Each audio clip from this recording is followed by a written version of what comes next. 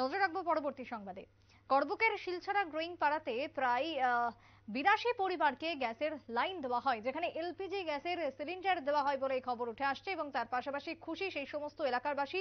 এবং ব্রু শরণার্থী ক্যাম্প পরিদর্শন, একই সাথে ডিএম তড়িৎ কান্তি চাকমার পক্ষ থেকে আজকে জেলা শাসক এবং মহকুমা শাসক উভয় উপস্থিত ছিলেন গ্যাস সিলিন্ডার প্রদান এবং তার সঙ্গে এলাকা পরিদর্শনকে কেন্দ্র করে। করবুক মহকুমার অন্তর্গত করবুকের অধীন নিউ গোমতী এডিসি ভিলেজ, যেখানকার শিলছড়া গ্রোয়িং পাড়া, যেখানে ব্রু শরণার্থী ক্যাম্প এবং এই ব্রু শরণার্থী ক্যাম্পে গিয়ে এলপিজি গ্যাস সিলিন্ডার দেওয়া হলো 42 প্রায় 82 পরিবারকে। এবং 82 পরিবারের জনজাতি থেকে শুরু করে সমস্ত অংশের মানুষজন খুশি।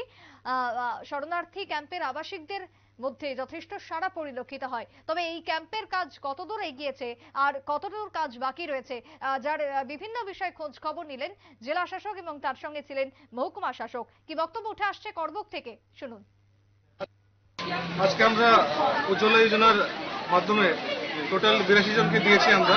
বাকি আমাদের প্রায় 160 জন মতো পরিবার আছে, যেগুলিকে আমরা আগামী 1 মাসের 2 মাসের মধ্যে আমরা সেটা কভারেজ করার চেষ্টা করবো।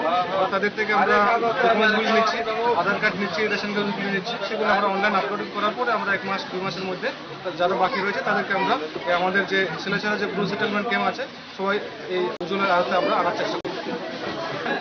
এটা যে সিলিন্ডার এবং আপনার যে গ্যাসের চুলা আছে সেগুলি মানে বিনামূল্যে দেওয়া হচ্ছে, সেটা তো ফ্রি দেওয়া হচ্ছে। ভারত সরকারের তত্ত্বাবধানে যে আমাদের যে স্কিম, সেটার মাধ্যমে এটা।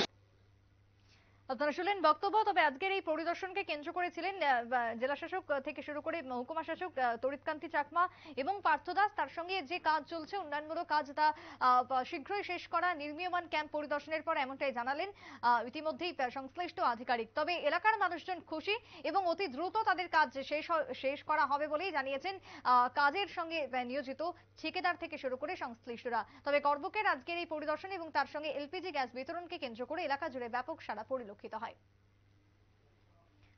সংবাদ এখন এই পর্যন্তই। পরবর্তী নিউজ এবং আপডেট দেখার জন্য চোখ রাখবেন শুধুমাত্র নিউজ ভ্যানগার্ডের পর্দায়। নমস্কার।